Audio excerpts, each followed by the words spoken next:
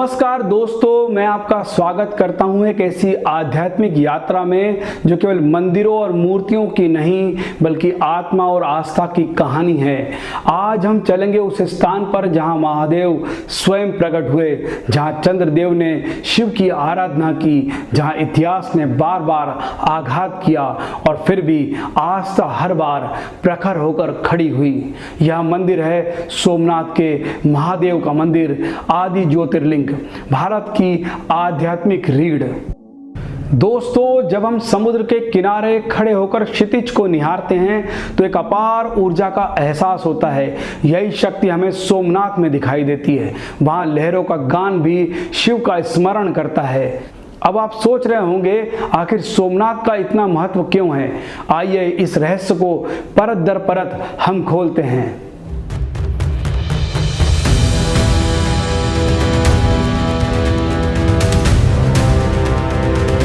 सबसे पहले हम चलते हैं पौराणिक समय में, जहां चंद्रमा का तेज घट रहा था।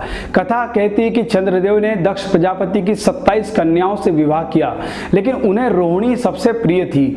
जब ये बात बाकी कन्याओं को खटकी, उन्होंने अपने पिता दक्ष से शिकायत की। क्रोधित होकर दक्ष ने चंद्रमा को शाप दिया, क्षयी भव, यानी धीरे धीरे क्षय हो जाए। चंद्रमा ने कई जगहों पर तप किया लेकिन कोई समाधान नहीं मिला। तब उन्होंने प्रभास क्षेत्र में यानी आज के सोमनाथ में आकर तपस्या की और शिव को प्रसन्न किया। महादेव ने उन्हें आशीर्वाद दिया कि वे पुनः अपने पूर्ण तेज को प्राप्त करेंगे, परंतु चंद्रकला घटती बढ़ती रहेगी ताकि संसार में परिवर्तन का नियम बना रहे। और यहीं से इस स्थान का नाम पड़ा सोमनाथ। सोम यानी चंद्र और नाथ यानी उसके स्वामी। भारत में 12 ज्योतिर्लिंग है, लेकिन सोमनाथ को आदि ज्योतिर्लिंग कहा जाता है क्योंकि यहाँ शिव ने सर्वप्रथम स्वयं को ज्योति के रूप में प्रकट किया। यह कोई साधारण स्थल नहीं, यह शिव ज्योति का स्वरूप है। इतिहास में झांके तो मंदिर 7 बार ध्वस्त किया गया और हर बार फिर से बनाया गया। सबसे पहली बार महमूद गजनी ने 1025 में हमला किया। उस समय मंदिर सोने चांदी से लदा हुआ करता था, नृत्य गृह थे और गर्भगृह में साक्षात शिवलिंग विद्यमान था। गजनी ने मंदिर की संपत्ति लूट ली, शिव मंदिर को खंडित किया, लेकिन क्या आस्था टूटी? नहीं। कुछ वर्षों बाद ही मंदिर फिर से बनकर खड़ा हुआ। फिर खिलजी, तुगलक, औरंगजेब जैसे आक्रांताओं ने इस मंदिर को बार बार गिराया। हर बार हमारे पूर्वजों ने इसे फिर से बनाया। 1947 में जब भारत स्वतंत्र हुआ तब देश के लौह पुरुष सरदार वल्लभ भाई पटेल ने घोषणा की, हम इस मंदिर का पुनर्निर्माण करेंगे।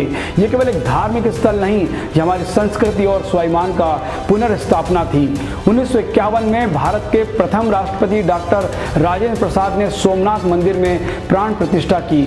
उन्होंने कहा, यह मंदिर भारत के पुनर्निर्माण की पहली ईंट है।